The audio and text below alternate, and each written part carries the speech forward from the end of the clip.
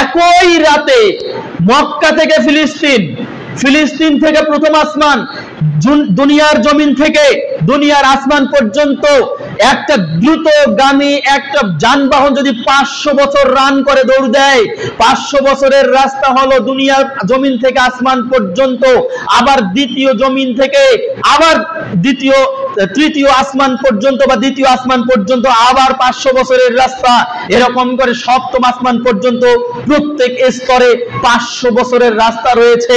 এই 500 বছরের করে রাস্তা একই রাত্রে একই সময়ে তিনি গিয়ে আবারও চলে আসলেন, এটা কিভাবে সম্ভব?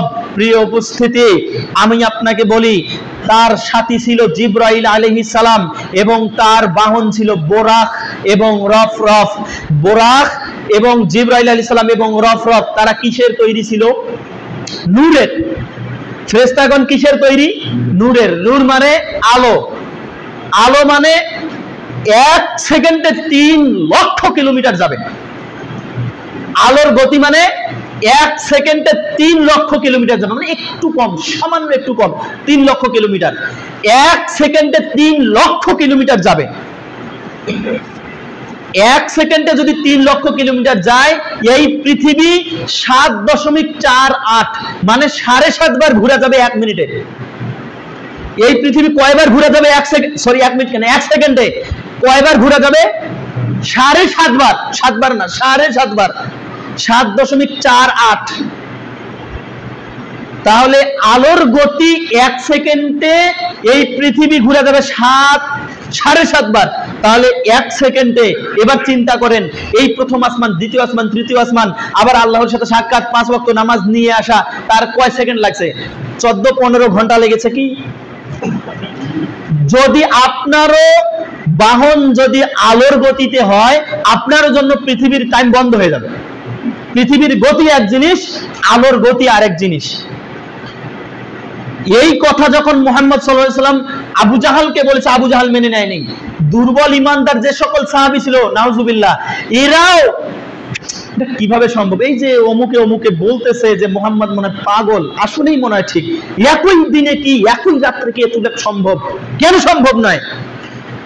কিছু মুসলমান আছে, তারাও আপনাকে যুক্তি দাঁড় করাবে কিভাবে সম্ভব। এখন আপনি ইমান থেকে বলতেছেন কি যে সম্ভব। আমি আল্লাহর উপর ঈমান আনয়ন করলাম, যেভাবে আবু বকর রাদিয়াল্লাহু তাআলা আনহু ঈমান আনয়ন করেছে। এই কথা কি মুহাম্মদ বলেছে? জি বলেছে, আমি ঈমান আনলাম, তার মানে সত্য। তো আপনি এইভাবে কিন্তু বিজ্ঞান দিয়ে প্রমাণ করেন।